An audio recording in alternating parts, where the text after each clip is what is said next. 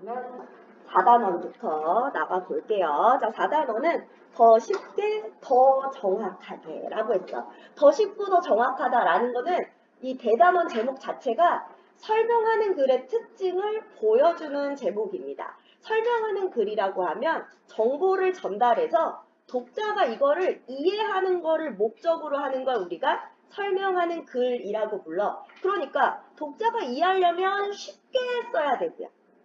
이 쉽다라는 건 독자의 수준에서 쉽게 이해가 돼야 돼. 더 정확하게는 내가 설명하는 글을 쓸 때는 정확한 정보만을 써야 된다는 것을 보여주고 있습니다. 자, 그래서 우리 소단원, 첫 번째 소단원에서는 다양한 설명 방법에 대해서 할 건데, 설명하는 글을 읽을 때에는 설명 방법에 대해서 정확하게 이해하고 이 설명 방법이 어떤 특징을 가지고 있는지, 그래서 이 설명 방법이 대상의 특성을 나타내는데 적절했는지를 평가하면서 읽을 거예요. 두 번째 단원에서는 설명하는 글이 어떻게 짜여져 있고 어떤 특성을 가지고 있기 때문에 내가 앞에 1단원에서 배웠던 설명 방법들, 이것들을 적절하게 활용해서 대상의 특성이 잘 드러나도록 쓸 수 있는지 요것들을 확인할 겁니다. 특히 글쓰기 과정도 같이 연결해서 알아둬야 됩니다. 자, 그러면 오른쪽으로 넘어가면 우리가 이 단원 왜 배우는지 먼저 한번 보자. 자, 정보가 사회의 중요한 자원인 오늘날에는, 그래서 우리 요즘을 정보화 사회라고 합니다. 그래서 막 외우는 사람보다 정보를 더 많이 알고 있거나 혹은 정보를 더 많이 빨리 혹은 더 정확하게 찾을 수 있는 사람이 더 뛰어나다고 얘기하잖아요. 자, 그래서 오늘날에는 정보를 효과적으로 파악하고 자신이 한 정보를 정확하게 알리는 능력이 필요합니다. 자, 다양한 정보를 담는 설명하는 글에는, 자, 그래서 우리 설명하는 글의 특징이 나오고 있지. 설명하는 글은 뭐다? 다양한 정보를 담고 있는 것. 이게 설명하는 글이야. 정보를 담고 있어요. 정보는 내 생각을 전혀 개입하지 않은 객관적인 겁니다. 그래서 정보라고 하면 객관적인 성격을 갖게 될 거고요. 여기에는 정의나 예시, 비교와 같은 여러 설명 방법이 사용될 거예요. 정의는 어떤 대상의 뜻을 풀어서 개념을 밝혀주는 걸 정의라고 합니다. 뭐뭐란 뭐뭐를 의미한다. 뭐뭐란 뭐뭐를 뜻한다. 이런 게 정의. 예시는 구체적인 예를 들어서 보여주는 거고, 비교는 둘 이상의 대상을 서로 견주면서 공통점으로 설명하는 방식이에요. 자, 이때 자신이 원하는 정보를 더욱 쉽게 얻으려면 어떤 설명 방법이 쓰였는지 파악하며 읽는 것이 좋다. 그러니까 설명 방법을 파악하면 여기에 나타나 있는 정보를 더 잘 이해할 수 있다. 이런 얘기야. 자, 또 대상의 설명하는 글을 쓸 때도, 자, 이거는 두 번째 단원에서 다룰 내용이죠. 대상에 맞는 설명 방법을 활용할 수 있어야 돼요. 자, 그러면 우리 설명 방법은 뭐 어떻게 쓴다? 대상의 특성에 알맞는 설명 방법을 사용해야 된다. 자, 이렇게 특성에 알맞은 설명 방법을 사용해서 글을 쓰며 읽는 이에게 정보를 더 쉽고 정확하게 전할 수 있습니다. 이처럼 설명하는 글에 활용되는 여러 설명 방법을 이해하고 이를 적절히 사용하는 것, 이게 이번 단원의 목표거든요. 자, 그래서 우리가 다른 사람들과 많은 정보를 공유할 수 있을 뿐더러 지식의 폭도 넓힐 수 있을 것이다 라고 했습니다. 자, 그러면 우리 뭘 배울까?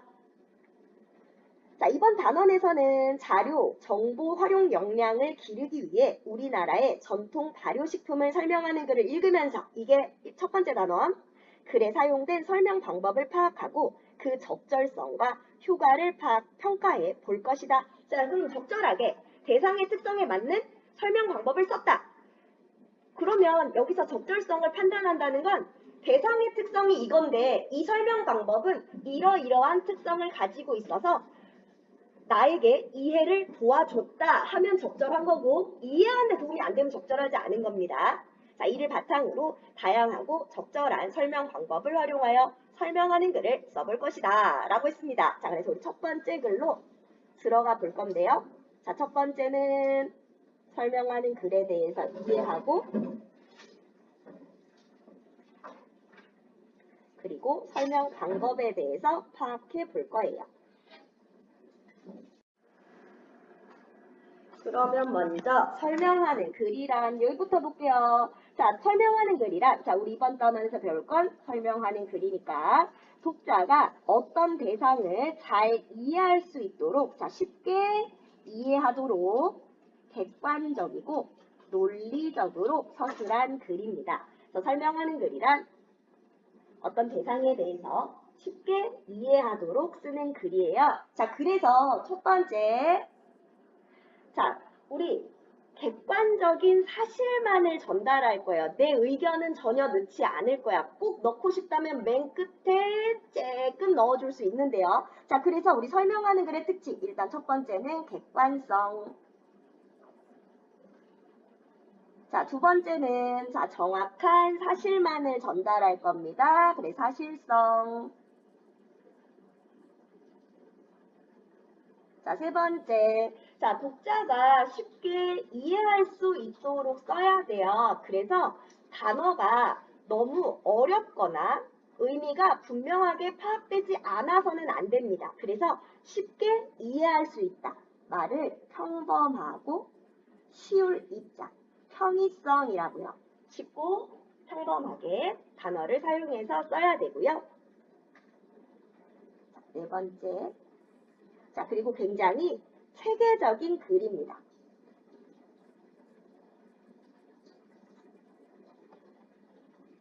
자, 체계적인 글이라는 건 짜임이 명확하게 정해져 있어요. 그래서 우리 아래로 내려가면 설명하는 글의 구성 단계가 나오게 되죠. 바로 이게 체계예요. 어떤 설명하는 글이든 대체로 이런 짜임을 갖게 됩니다. 자, 그럼 어떻게? 세 단계로 나뉘어져 있는데 처음 부분에서는 설명 대상을 소개하는데 이때 동기나 내가 왜 이 글을 쓰는지 이유나 목적 등을 밝혀요. 근데 설명하는 글은 아무래도 좀 딱딱한 느낌이 들 수 있기 때문에 독자가 좀 읽고 싶게 설명 대상을 제시하면서도 흥미나 호기심을 불러일으키기 위해서 질문을 던지거나 어떤 사례를 제시하거나 하는 것들이 일반적으로 나옵니다. 그래서 처음 부분에서는 설명 대상을 제시하면서 흥미나 호기심을 유발하는 내용들이 들어가요. 그리고 가면 중간부터는 자, 처음 부분에 이제부터 이것, 저것, 그것에 대해서 알아보겠다 하면 지금 중간에 나올 내용을 소개해 준 거거든. 그럼 여기서 얘기한 이것, 그것, 저것이 가운데에서 순서대로 나와줘야 됩니다. 자, 그러니까 가운데가 핵심 내용이라고 보셔야 돼요. 자, 그래서 우리 설명하는 글은 정보 전달이기 때문에 대상에 대한 구체적인 정보가 나와요. 구체적인 정보를 제시해주는 부분이 가운데. 자, 그래서 설명하는 글에 주제를 물어보면 가운데의 내용을 요약하면 그게 곧 주제가 됩니다. 가운데에 정보가 다 있으니까. 자, 그래서 이 부분. 물론 여러 가지 설명 방법이 서론이나 끝부분에도 나올 수 있지만 대체로 구체적인 정보가 가운데 있기 때문에 가운데 부분의 설명 방법을 주의 깊게 보셔야 되고요.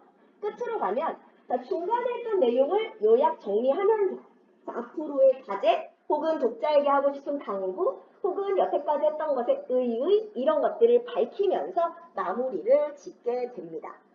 자, 그래서 끝부분은 요약 정리 그리고 과제나 당부 같은 것들이 들어가면서 마무리가 돼요. 자, 우리 아래 나오는 설명하는 글을 쓰는 과정 얘는 우리 4의 2단원 할 때 보도록 할게요.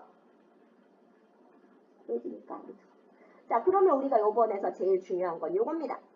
이번 단원에서는 여러 가지 설명 방법, 얘가 제일 중요하죠. 자, 정의, 예시, 비교, 대조, 인과, 구분, 분류, 분석 이렇게 나오고 있는데요. 이거 말고도 더 많아요. 자, 일단 정의. 정의라고 하면 대상의 본질, 개념, 뜻을 밝혀서 정의는 자, 뜻을 밝히며 설명하는 방법입니다. 어떤 것의 개념을 풀어서 설명하면 정의. 자, 내가 아까 설명하는 글은 쉬운 말로 설명해야 독자가 이해할 수 있다고 했잖아. 근데 개념어를 꼭 밝혀야 되는 경우가 있어. 근데 독자는 이 개념어를 모르잖아? 그럼 바로 그 개념어를 풀어줘서 독자가 이해하도록 도와주는 겁니다. 이게 정의예요. 정의의 설명 방법을 사용하면 뭐가 좋다? 바로 대상의 뜻을 쉽게 이해하도록 도와줍니다. 자, 그래서 대상의 뜻을 설명할 땐 정의에 사용된 부분에 밑줄이 그어지고 적절성을 평가해라 라고 물어본다면 이 개념의 뜻을 몰랐었는데 정의의 설명 방법을 사용해서 쉽게 이해가 됐어. 그러면 적절하다 라고 평가해 주는 거예요. 자, 두 번째는 예시. 자, 예시는 우리 주변에 쉬운 구체적인 예를 들어요. 그래서 이해를 도와주는 방법. 예할 때 예자에다가 보일 시자입니다. 자, 비교대조는 세트. 이거 두 개 구분하셔야 돼요.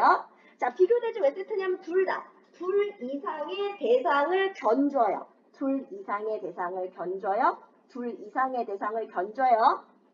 자, 그래서 비교는 뭐냐? 바로 공통점으로 설명합니다. 대조는 뭐냐? 얘네들의 차이점으로 설명해요. 자, 그리고 인과 원인할 때 인에 결과할 때 과입니다. 그래서 원인과 결과가 같다 인과. 보통 뭐뭐 때문이다 아니면 따라서 어떻게 됐다. 이런 것들이 나올 때 대체로 인과가 사용됐다라고 볼 수 있고요. 자, 구분하고 분류하고 분석. 요거를 많이 헷갈려요. 구분하고 분류, 얘네들을 헷갈려 하는 경우도 있고 이 전체 분석하고 얘네들하고 헷갈리는 경우도 있어. 얘네들이 세트고, 아이고, 빨간 펜으로 할게요. 얘네들이 세트고, 요렇게를 구별해줘야 돼. 이건 다른 거야. 자, 구분하고 분류를 엄격하게 나누지 않는 내용, 다루는 경우들도 간혹 있습니다. 만약 엄격하게 나눈다면 구분과 분류는 어떤 대상을 나누는데요. 이때 구분은 전체를 일정한 기준. 얘네들을 왜 비슷하다고 묶어놨냐면 얘네들의 공통점은 일정한 기준에 따라 똑같아서 두 개를 같이 묶어놨어요. 그래서 얘네들을 엄격하게 나누지 않는 경우들도 있다라는 거. 대체로 구분은 상위 갈래를 하위로 쪼개줄 때 구분이라고 하고요. 반대로 분류는 일정 대상으로 묶어줘요. 이거를 분류라고 합니다. 굉장히 비슷한데 구분은 하위로, 분류는 상위로 올라가요. 다시 말하면 우리 국어에서 1학년 때 품사를 배웠어요. 품사. 자, 품사를 배웠는데 체언이 기억나니? 체언? 자, 그러면 우리 어떤 게 있었냐면 명사, 대명사, 수사. 자, 얘네들을요. 기능에 따라 묶어주면 체언이라고 해요. 자, 일정한 기준, 자, 얘네들이 하는 기능으로 묶어줬어요. 그러면 체언입니다. 자, 묶어줬으니까 뭐가 돼요? 묶어주면 분류가 돼요. 자, 그러면 기준에 따라 한번 나눠 볼까요? 자, 체언은요. 각각의 의미에 따라 명사, 대명사, 수사로 나눌 수 있어요. 이렇게 되면 기준에 따라 나눠준 거라서 구분이 돼요. 자, 일정한 기준에 따라 묶어주면 분류고요. 나눠주면 구분입니다.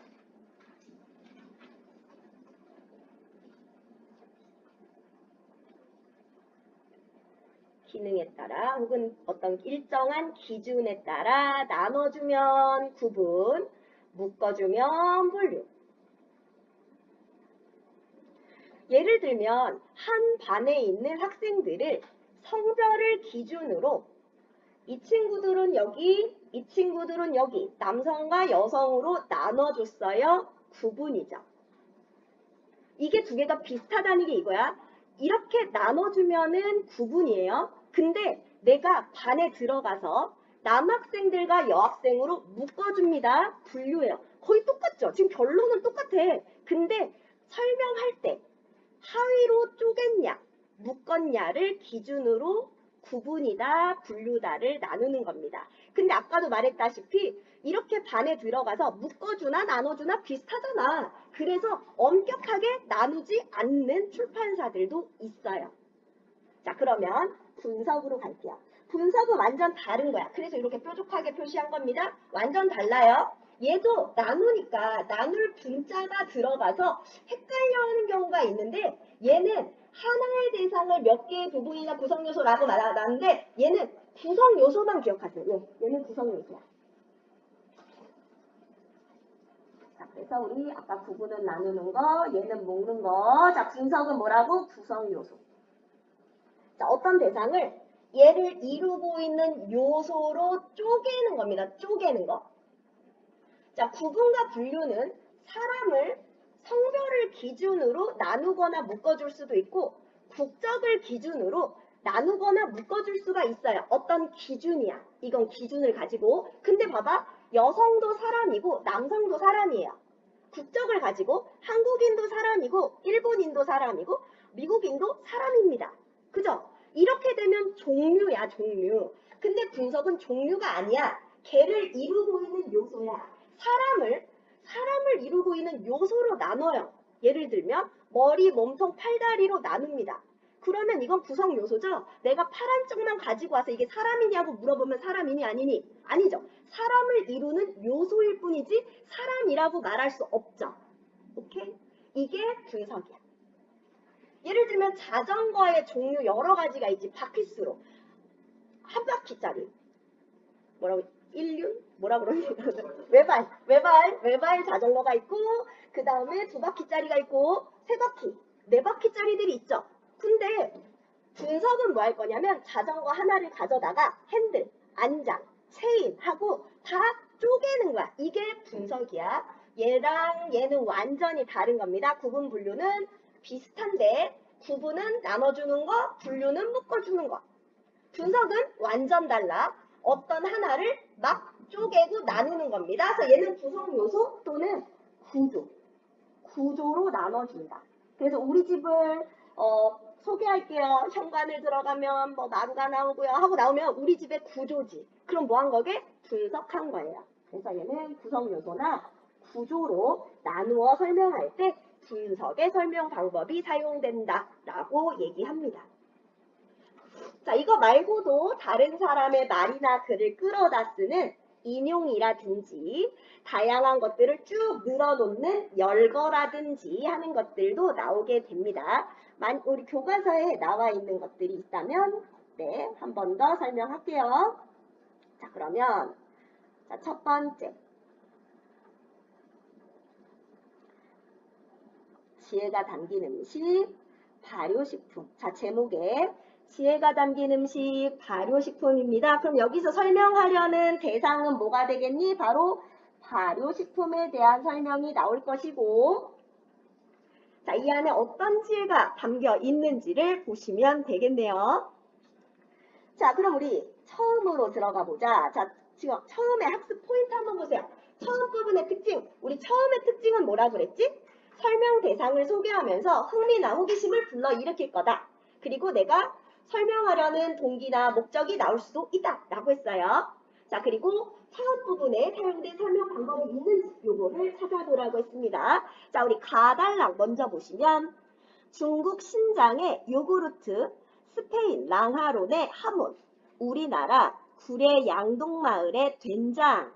자, 이 음식들의 공통점은 무엇일까? 자, 지금 먼저 뭐부터 하고 있어? 질문부터 던져줬어. 자, 질문을 던져줍니다.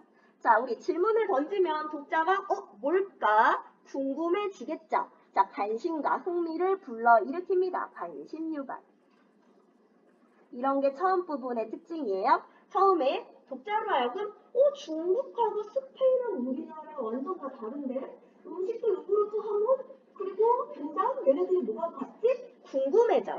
자, 자기가 물어보고 이제 대답해 줍니다. 이것들은 모두 발효식품으로 세계의 장수 마을을 다룬 어느 방송에서 각 마을의 장수 비결로 꼽은 음식들이다. 자, 우리 설명하는 글은요, 단락별로 중심 내용이 하나씩 나오게 됩니다. 이 중심 내용을 찾으면 이 글의 짜임을 이해할 수 있어서 우리 설명하는 글을 읽을 때는 단락별 중심 내용 찾기 아주 중요해요. 그래서 이 글의 짜임, 구성을 아는 것도 아주 중요합니다. 이게 가장 기본적인 설명하는 글을 읽는 방법이에요.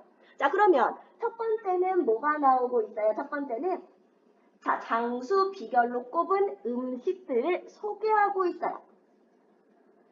바로 장수 비결로 꼽은 어떤 것? 발효 음식을 소개하고 있죠.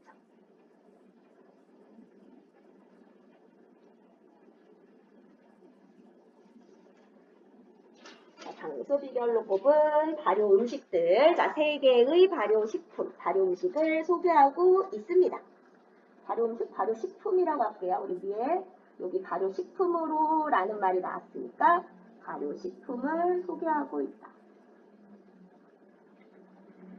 자, 두 번째 문단으로 가보면 발효식품은 건강식품으로 널리 알려져 있다. 자, 발효식품의 특징이 먼저 나오고 있습니다. 건강식품이에요.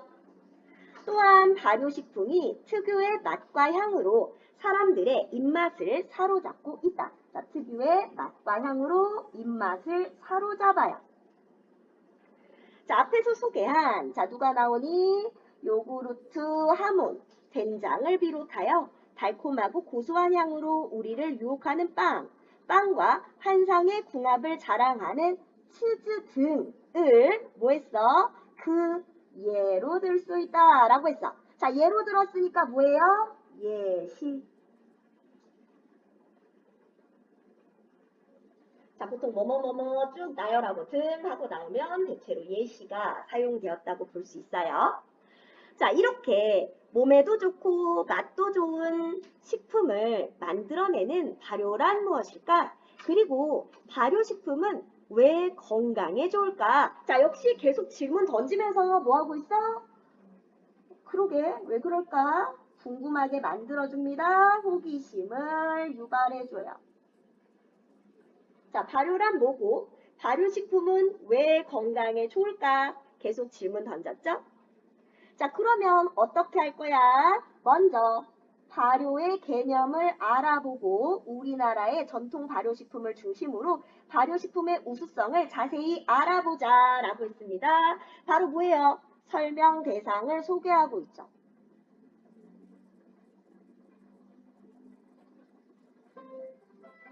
자, 그러면 중간에 뭐 나오겠다? 중간 1에서는 발효의 개념을 먼저 설명해 줄 거고, 그리고 우리나라 전통 발효식품을 중심으로 얘네들을 예로 들면서 발효식품의 우수성에 대해서 설명하겠다라는 걸 다 보여준 거야, 처음 부분에. 자, 처음 부분에 뭐 했다? 바로 독자의 관심과 호기심을 유발했고, 자, 앞으로 소개할 중간 부분의 내용, 설명 대상, 바로 발효의 개념, 그리고 우리나라 전통 발효식품을 예로 들면서 발효식품의 우수성에 대해서까지 알아보겠다라고 소개하고 있습니다. 자, 처음에 소주제. 세계적으로 인정받는 발효식품. 그럼 우리 나달락의 중심 내용은 뭘까? 바로 건강식품이면서 특유의 맛과 향으로 사람들에게 입맛을 사로잡는 이 세계적인 발효식품. 바로 우리 처음 부분은요, 사실 중간 부분의 내용을 소개하는 설명 대상 소개 부분이 중심 내용이라고 사실 볼 수가 있습니다. 자, 처음 부분의 특징. 자, 처음은 뭐 했다? 질문을 던져서 독자의 흥미를 유발했고요. 가운데에서 설명할 내용, 자, 여기 설명 대상 가운데의 내용.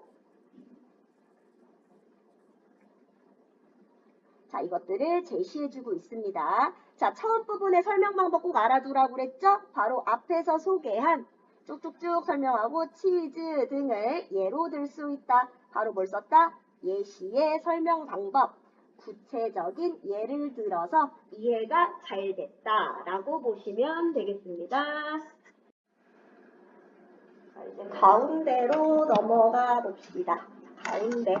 자, 우리 가운데 학습 포인트 한번 볼까? 자, 가운데는 우리 설명 방법이 중요하다고 그랬어요. 그래서 어디에 어떤 설명 방법 쓰였는지, 그리고 그 설명 방법과 같은 게 쓰인 거 골라라 하면 고를 수 있어야 되고, 자, 두 번째는 전통 발효식품의 우수성을 찾아보면 되겠습니다. 자, 그럼 우리 볼까? 첫 번째부터 발효란, 자, 이거 나오자마자 알겠다. 곰팡이나 효모와 같은 미생물이 탄수화물, 단백질 등을 분해하는 과정을 말한다. 발효란 이거다. 발효의 뜻을 밝혀서 설명하고 있습니다. 발효의 개념.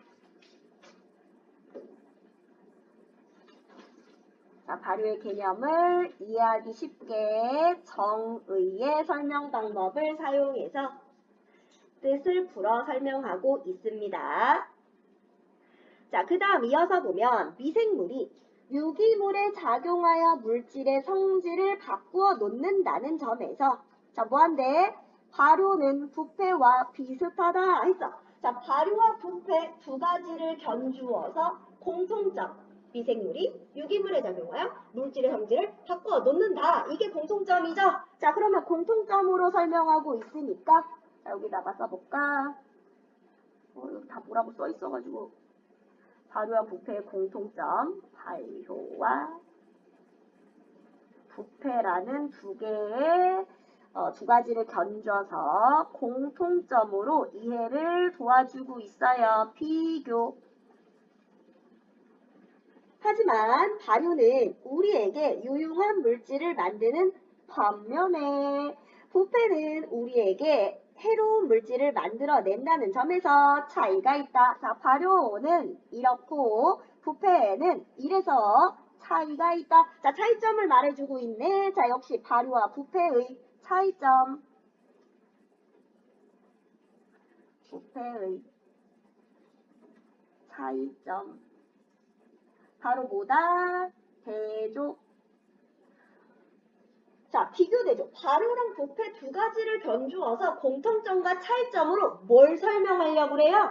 발효를 설명하려고 그래요. 자, 그러니까 다단락은 발효의 개념을 먼저 정의로 풀어주고 발효라는 것의 이해를 도와주기 위해서 비교와 대조를 사용한 겁니다. 그러니까 다단락은 뭘 설명한 거야? 바로 발효의 개념, 그리고 얘가 가지고 있는 특징들을 비교대조해서 이해하기 쉽게. 비교대조는 뭘 위한 거다?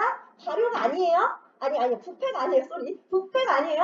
발효 설명하려고 부패를 가지고 와서 공통점과 차이점을 보여준 거야. 자, 그래서 발효된 물질은 사람이 안전하게 먹을 수 있지만, 자, 하지만 부패한 물질은 식중독을 일으킬 수 있어서 함부로 먹을 수 없다. 역시 발효는 안전하게 먹을 수 있어요. 자, 부패는 함부로 먹을 수 없어요. 역시 뭐예요? 차이점이니까 대조. 자, 그럼 우리 다단락에서는 뭘 설명했다? 바로 발효가 무엇이고 발효의 개념과 자, 그리고 발효의 어떤 특징. 자, 이것을 이해를 돕기 위해 부패랑 비교 대조하면서 이 특징을 설명해 줬습니다. 이해되니? 자, 우리 그래서 다단락 중간 부분에서 뭐 했다? 발효가 뭐고 발효가 가지고 있는 성질, 특징은 무엇인지 이것을 설명했습니다. 정의와 비교 대조가 사용됐다. 자, 그럼 다음 페이지.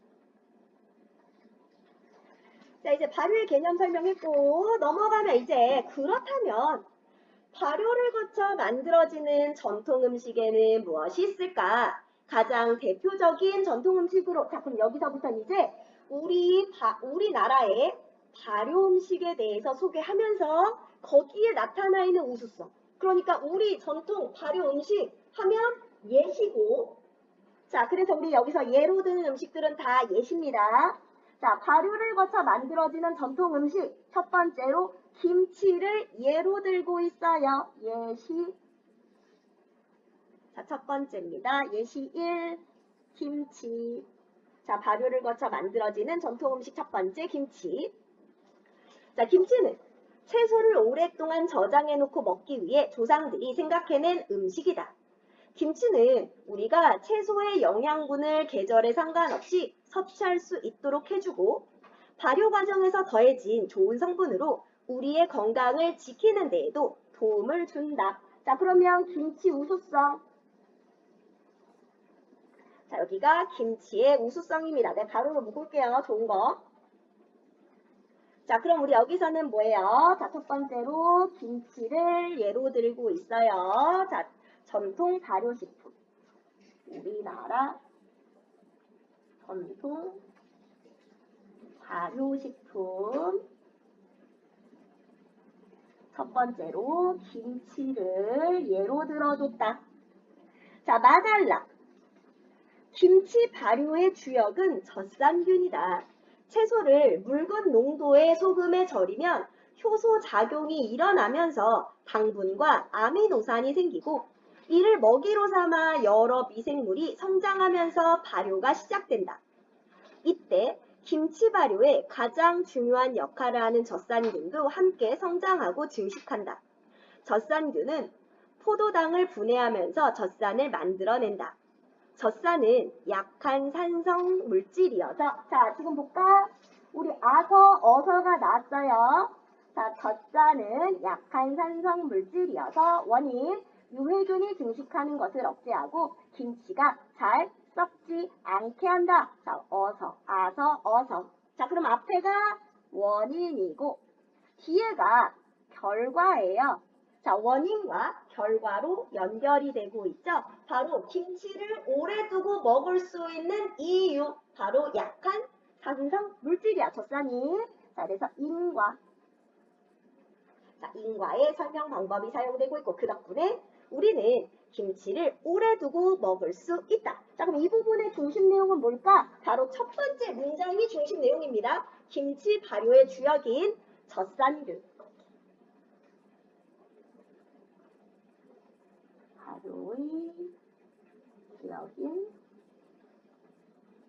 젖산균에 대해서 설명하고 있어요. 우리 단락별로 중심 내용도 묻는 문제가 잘 나오니까 단락별 중심 내용 찾을 수 있어야 합니다. 자, 마단락에서는 첫 번째 문장이 중심 문장이에요. 자, 봐달라. 우리가 김치 어디 갔어? 우리 김치가 우수한 것은 바로 이 젖산균과 젖산 때문이다. 젖산균과 젖산은 자, 그럼 얘네들이 하는 역할. 자, 우리 몸 안에서 소화를 촉진하고 노폐물이 잘 배설될 수 있도록 돕는다. 또한 유해균이 번식하거나 발암물질이 생성되는 것을 억제하기도 한다. 그래서 젖산균과 젖산이 풍부한 김치는 변비 및 대장암, 당뇨병 등을 예방하는 데에도 효과적이다. 자, 뭐가 나왔어요? 김치의 우수성. 자, 김치의 우수성입니다.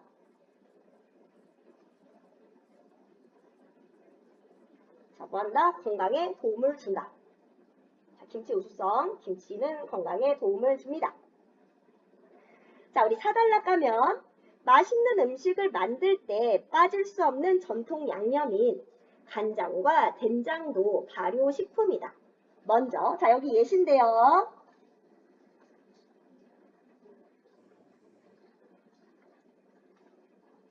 예시. 이거 가로 넣을 필요 없네.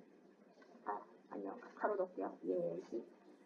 이고요. 자, 먼저 그 중에 첫 번째 간장을 만드는 과정을 살펴보자. 자, 그래서 우리 김치가 예시 1이었죠? 얘가 예시 2예요. 자, 간장 된장이었잖아. 그 중에 간장부터 보여줄게. 자, 과정을 보겠다고 해서 과정이 설명 방법 중에 어떤 것의 절차, 순서대로 설명하는 것을 과정이라고 합니다. 자, 그럼 보면 자, 일단 간장 만드는 과정. 자, 이해를 돕기 위해 아래 그림이 나오고 있어요. 자, 그래서 삶은 콩을 찢는다. 메주를 만든다. 따뜻한 곳에서 발효된 메주를 바람이 잘 통하는 곳에 매달아 준다. 메주를 소금물에 담가 우려낸 후 국물만 달인다. 간장 완성. 여기서 간장 완성. 자, 이 그림이랑 지문이랑 연결해서 나오는 경우가 곧잘 있어요. 이 그림도 꼭 봐줘야 돼. 여기서 간장 완성. 그리고 메주를 건져서 소금을 넣고 으깨고 자, 얘를 장 속에 넣어 발효시키면 된장 완성. 자, 어디서 간장 완성? 어디서 된장 완성인지 보시면 되겠고 자, 그러면 얘네들이 말로 설명이 됩니다, 이제. 자, 콩을 푹 삶아서 찌은 다음 덩어리로 만든다. 이 콩덩어리가 바로 메주다. 자, 그러면 콩을 푹 삶아서 찌운 다음에 덩어리로 만듭니다. 이게 첫 번째. 메주를 따뜻한 곳에 두어 발효하고 소금물에 담가 우려냅니다. 그 다음 그 국물을 떠내어 달이면 간장이 완성됩니다. 자, 뭐예요? 간장을 만드는 과정이 나오고 있습니다. 자, 여기가 뭐예요? 과정. 순서대로 나오고 있죠? 자, 그럼 우리 여기서는요. 간장을 만드는 과정.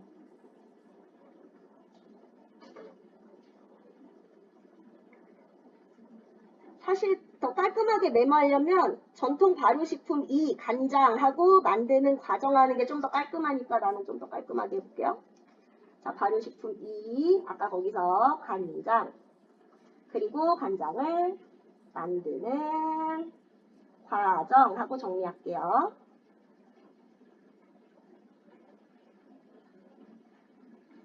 자, 아달락으로 가면 자, 메주가 소금물 속에서 발효될 때 젖산균의 일종인 바실루스가 콩에 들어있는 단백질을 분해하여 아미노산을 만들어낸다.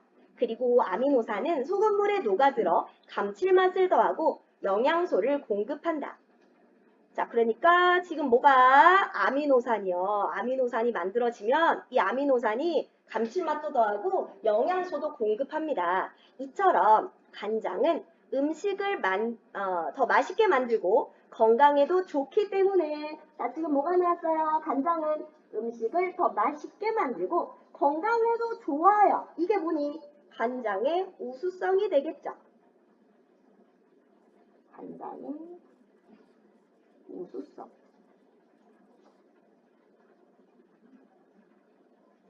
간장의 우수성에 대해서 설명해 줬고요. 자, 그 이유는 바로 앞에 과학적인 근거를 들어서 설명해 줬습니다. 자, 바로 뭐가? 자, 발효될 때 바실루스가 단백질을 분해하면서 아미노산을 만들어내고 아미노산이 녹아들면서 하면서 앞에 과학적 근거를 들어주고 우수성에 대해서 설명해 줬죠. 이제 된장을 만드는 과정을 살펴보자. 자, 된장. 자, 예시 3번 이상. 자, 그럼 과정 또 나오네. 간장을 만들고 나면 메주가 남는다. 이 메주를 건져내어 잘게 으깨고 여기에 소금을 넣어 잘 섞어요. 이를 장독에 넣어 1개월 이상 숙성시키면 맛있는 된장이 완성. 자, 그래서 역시 과정이 나왔고요. 과정. 그럼 여기 정리해보면 세 번째 된장 그리고 만드는 과정. 자, 아래 그림으로 설명 도와준다고 했고요. 자, 그러면 이제 된장 우수성 볼 차례지? 자, 된장은 필수 아미노산이 풍부해서 필수 아미노산이 풍부합니다. 자, 아미노산이 적은 쌀밥을 주로 먹는 우리에게 꼭 필요한 식품이다. 또한 간 기능을 높이고 피부병과 성인병을 예방하는 데에도 효과적이다. 이와 더불어 된장은 암을 이기는 한국인의 음식 중 하나로 꼽힐 정도로 항암 효과가 뛰어나다. 이는 메주가 발효되는 과정에서 항암물질이 만들어지기 때문이다. 자, 그럼 뭐예요? 여기는 당연히 된장의 우수성이죠. 자, 그래서 우리나라 전통 발효식품 3개 예를 들어주고 김치, 간장, 된장 그리고 각각의 우수성에 대해서 설명해 줬습니다. 자, 가운데 소주제 발효의 개념과 우리나라 전통 발효식품의 우수성. 자, 가운데 부분에 사용된 설명 방법 볼까요? 자, 먼저 정의. 자, 개념을 풀어서 설명해 주죠. 자, 발효란 곰팡이나 효모와 같은 미생물이 탄수화물, 단백질 등을 분해하는 과정을 말한다. 자, 그 다음 비교대조 나옵니다. 자, 뭐다? 발효와 부패를 공통점과 차이점으로 그 특징을 설명해 줬는데요. 자, 비교는 공통점, 우리 발효는 개념, 비교는 공통점. 자, 미생물이 유기물에 작용하여 물질의 성질을 바꿔놓는다는 점에서 발효는 부패와 비슷하다. 자, 대조는 차이점이라고 그랬죠? 차이점. 발효는 우리에게 유용한 물질을 만드는 반면에 부패는 우리에게 해로운 물질을 만들어낸다는 점에서 차이가 있다. 자, 인과, 자, 바로 원인과 결과로 설명합니다. 그래서 원인이 나오면서 자, 젖산은 약한 산성 물질이어서 자, 여기가 원인이라고 그랬죠? 그 결과 유해균이 증식하는 것을 억제하고 김치가 잘 썩지 않게 한다. 자, 앞부분이 원인, 뒤에가 결과. 자, 그리고 전통 발효식품을 예로 들어줬고 김치, 간장, 된장 얘네들은 예시였어요. 자, 우수성은요. 김치는 채소의 영양분을 계절에 상관없이 섭취할 수 있게 하고 소화와 배설을 돕습니다. 유해균의 번식이나 발암물질의 생성을 억제하고 변비, 대장암, 당뇨병 등을 예방해요. 간장은 음식에 감칠맛을 더하고 영양소를 공급해 건강에 도움을 주고요. 된장은 필수 아미노산이 풍부하고 간 기능을 높이고 피부병과 성인병 예방에 효과적이고 그리고 항암 효과가 뛰어나죠.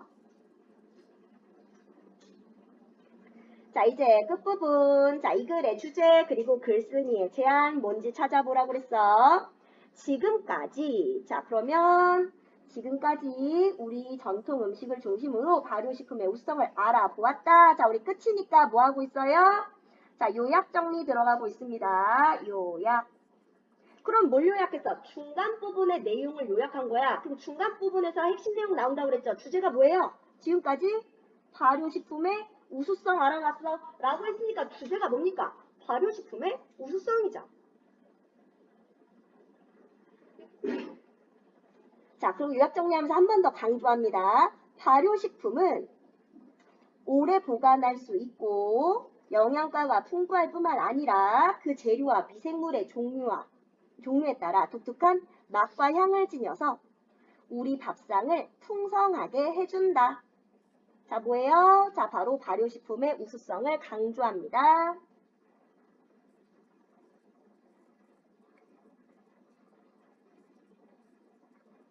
끝부분에서는 요약 정리하고 강조할 수 있어요. 강조. 이렇게 멋진 발효식품을 물려준 조상님께 고마워하면서 오늘 저녁밥으로 보글보글 끓인 된장찌개와 아삭아삭한 김치를 먹는 것은 어떨까? 앞으로 전통 발효식품을 발전시킬 방법도 생각해보면서 말이다. 자, 그러니까 뭐해라? 여기가 제안입니다. 자, 전통 발효식품을 발전시킬 방법을 생각해보자. 이게 제안이야. 제안이 나가고 있죠. 자, 그래서 우리 끝에 소주제. 우리의 전통 발효식품의 우수성을 강조하고 이를 발전시켜 나가자고 제안하면서 마무리를 지었다. 자, 이 글의 주제는요. 자, 발효식품의 우수성. 발효식품은 오래 보관할 수 있고 영양가가 풍부할 뿐만 아니라 그 재료와 미생물의 종류에 따라 독특한 맛과 향을 지녔다. 자, 글쓴이는 어떤 제안했다? 우리 전통 발효식품의 가치를 강조하며 이를 발전시킬 방법을 생각해 보자고 제안하면서 마무리를 지었습니다. 자, 그러면 넘어가 보겠습니다. 자, 설명하는 글의 구조를 바탕으로 이 글의 내용을 정리해 보자 라고 했는데 우리 설명하는 글은 체계적인 글이기 때문에 꼭 여기가 중요합니다. 이거 꼭 기본이야. 얘는 알아야 돼. 자, 처음 부분에서는 발효가 뭔지, 발효식품이 왜 우수한지 알아보자. 자, 그러면 우리 가나 여기서 뭐 했다? 설명할 대상, 중간 부분의 내용을 소개한다. 자, 그래서 발효가 뭐다? 발효의 개념과 특징을 설명한 게 중간 1. 그리고 발효, 우리나라 전통 발효식품을 예로 들면서 우수성을 설명한 게 중간 2라고 볼 수 있거든요. 자, 그러면 자, 중간 1, 발효의 개념. 자, 그래서 발효의 개념을 설명했으니까 이것만 봐도 뭐예요? 정의의 설명 방법 사용됐구나 알 수 있고요. 자, 그리고 특징 설명할 때는 비교 대조도 나옵니다. 다 있어? 자, 그러면 자, 두 번째는 우리나라 전통 발효식품인 김치를 예로 들어서 자 설명해 줬는데 우수성 바로 젖상균에 의해서 발효되는데 변비, 대장암, 당뇨병을 예방하는 데 효과적이다. 자, 그 다음 예시 간장을 예로 들었고요. 예시죠. 자, 간장은 음식에 감칠맛을 더하고 건강에 좋아요. 자, 된장은 항암 효과가 뛰어나죠. 자, 그래서 끝부분에서는 발효식품의 우수성을 알고 앞으로 전통 발효식품을 발전시킬 방법을 생각해보자. 자, 그럼 이 글에 글 쓴이가 이 글을 쓴 까닭. 자, 발효의 개념을 설명하고 우리나라 전통 발효식품의 우수성을 알리기 위해서다.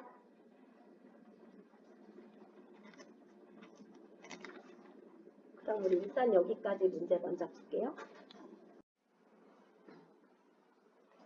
그러면 다음으로 넘어갑니다. 자, 이 보기를 참고해서 글에 사용된 방법과 또 효과를 알아보자 했는데 우리 얘도 아주 중요해요. 아주 기본 중에 기본 문제. 자, 기본 중에 기본입니다. 발표. 자, 예시는 구체적인 예를 든다. 인과는 원인과 결과, 정의는 개념을 밝혀주는 것, 비교는 둘 이상의 대상을 견주면서 공통점, 대조는 둘 이상의 대상을 견주면서 차이점. 자, 그래서 설명 방법. 앞에서 소개한 요구르트, 하몬, 된장을 비롯하여 달콤하고 고소한 향으로 우리를 유혹하는 빵과 환상의 궁합을 자랑하는 치즈 등을 예로 들 수 있다. 예를 들었으니까 예시. 발효란 이것을 말한다. 발효의 개념을 설명하니까 정의.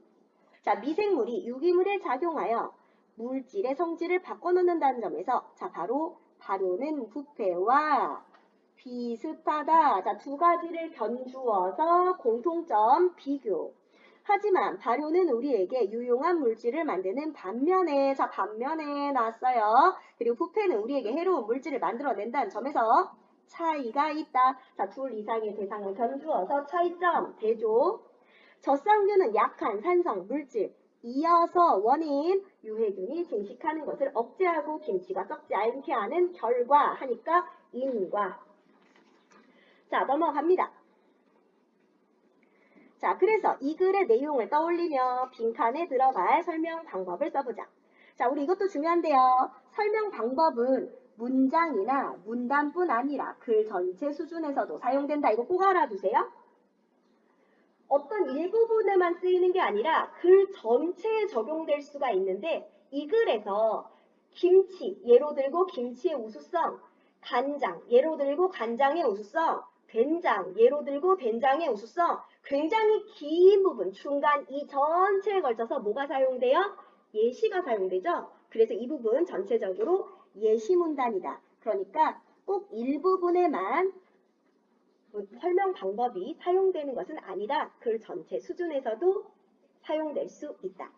자, 그리고 우리 설명 방법 파악하고 나서 적절성을 판단하라고 했습니다. 바로 대상을 이해하는 데 도움이 됐냐? 도움이 됐으면 적절하다. 도움이 안 되면 적절하지 않은 건데요. 사실 다 도움이 돼요. 자, 그래서 얘는 그 중에 발효의 뜻을 설명하는 정의의 설명 방법, 발효가 무엇인지 쉽게 이해할 수 있었다. 이렇게 정의의 개념을 쓰고 발효의 뜻을 밝혀서 설명하는 방법, 그래서 발효가 뭔지 이해할 수 있었다. 이런 식으로 써주면 되는 겁니다. 또 예시겠죠.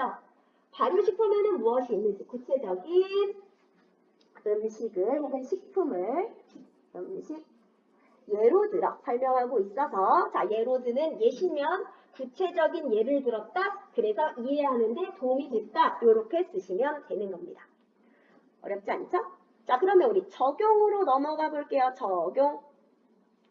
우리 적용에서는 학생들이 많이 헷갈려하는 구분, 분류, 분석 이 세 가지를 어떻게 다른지를 확인해 볼 거예요. 자, 그래서 어떤 게 사용되었는지 보라고 했습니다. 자, 가야금이 먼저 나오고 있고요. 자, 첫 번째, 국악기는 연주 방법에 따라 뭐가 나왔어요? 일정한 기준이 나오고 있고, 자, 기준에 따라 어떻게 나눠요? 관악기, 현악기, 하악기로 나눠줬어요. 자, 기준에 따라 하위 갈래로 나눠주면 뭐라고 그랬어? 구분이라고 했어. 자, 관악기는 공기를 진동시켜서, 현악기는 줄을 문지르거나 퉁겨서, 타악기는 두드려서 소리를 내는 악기다. 가야금은 어디에 속해요? 현악기에 속한다. 자, 나로 가볼까요? 단소, 대금, 피리 등과 같이. 자, 그러면 단소, 대금, 피리, 얘네들은 어때? 관을 통해 소리를 내는 관악기. 자, 그럼 지금 뭐예요? 관을 통해 소리를 내는, 그러면 소리 내는 방법이라는 일정한 기준에 따라 묶었죠. 가야금, 거문고, 대금 등, 자, 얘네들은 사실 예시라고 볼 수 있어. 명주실을 꼬아 만든 줄을 튕기거나 긁어서 소리를 내는 현악기. 그리고 장구, 징, 북 등 이거 예시라고 볼 수 있어. 두드려서 소리를 내는 하악기. 자, 얘네들을 다시 하나 더 크게 더 묶어. 모두 우리 국악기에 속한다. 얘네들을 다 묶어줬어. 자, 일정한 기준에 따라 묶어놓고 얘네들은 또 다시, 자, 우리나라 악기예요. 국악기로 묶어줍니다. 속한다 라는 말이 나왔죠? 분류.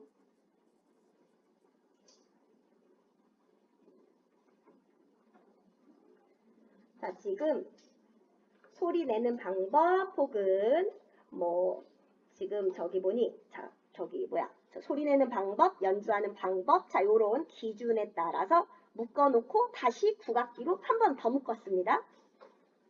자, 그 다음 봐볼까? 다로 가볼까? 가야금은 긴 몸통 12개의 줄 안쪽으로 어떻게 돼 있어? 구성되어 있다. 자, 구성 요소. 몸통과 줄 안쪽이 있어야 가야금이 완성되죠. 자, 그래서 뭐가 사용된다? 분석이 사용된다. 자, 구성 요소로 나눠준 겁니다. 자, 그러면 넘어가 볼까요? 자, 지금까지 배운 설명 방법을 바탕으로 다음 활동을 해보자.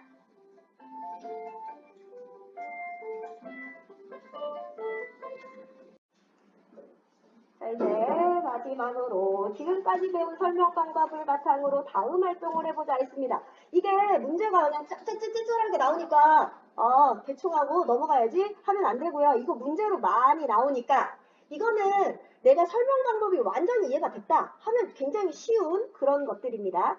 예를 들면 스마트폰의 기능을 설명하려고 해. 그러면 기능의 예를 들어줘야 될 거 아니야. 그치? 그러니까 당연히 예시, 스마트폰의 기능을 구체적인 예를 들어 설명한다. 자, 두 번째는 세대별로 즐겨 듣는 노래. 자, 그러면 세대별로. 자, 몇 살부터 몇 살 세대는 어떤 노래를 즐겨 듣고 몇 살부터 몇 살. 그럼 세대라는 세대로 나누어서 설명할 거죠. 세대로 나누니까 어때? 큰 거에서 작은 걸로 가는 거죠. 나이대로 나누니까 구분. 그리고 노래를 예로 들어줘야 되겠지. 그러니까 예시. 자, 미세먼지가 신체에 미치는 영향. 미세먼지에 뭐뭐가 있으니까 원인. 그래서 어떤 영향을 미치는 결과. 요렇게 연결되는 게 당연하죠. 그래서 인과. 자, 이해되면 쉽습니다. 자, 그리고 이런 문제도 많이 나와요. 자, 비교대조로 설명하기에 적절한 거, 적절하지 않은 거, 요런 거. 자, 그럼 비교대조는 일단 기본적으로 둘 이상의 대상을 견준다라는 게 기본이니까 두 가지가 낫다. 그러면 두 가지네? 비교대조 하고 바로 가주면 됩니다. 한국과 중국의 음식, 한국, 중국 두 개죠. 소설과 만화, 야구와 축구 이렇게 두 개씩 나오면 비교대조. 자, 그리고 어떤 것에 구조하면 분석이에요. 인간의 신체 구조, 비행기의 구조를 설명할 때는 분석입니다. 자, 다양한 전통 의상하고 나오면 당연히 전통 의상의 예를 들어주겠죠? 자, 그 다음 구분과 분류. 자, 구분과 분류는 뭐랬어요? 나누거나 묶어줍니다. 대체로 종류나 뭐 어휘의 체계도 역시 나눠줘야 되겠죠. 시대를 구분 나눠줍니다. 자, 그래서 종류하면 보통은 분류고요. 체계나 구분이면 구분이에요. 인과, 감개 증상, 원인, 그리고 환경 오염의 원인과 실체. 자, 이런 것들은 당연히 원인과 결과로 설명할 수 있습니다. 그래서 이런 것들도 문제 많이 나오니까 꼭 알아두시고요. 자, 설명 방법 꼭 제대로 이해해 주셔야 되겠습니다. 자, 그러면 여기까지 하고 문제 풀어볼게요.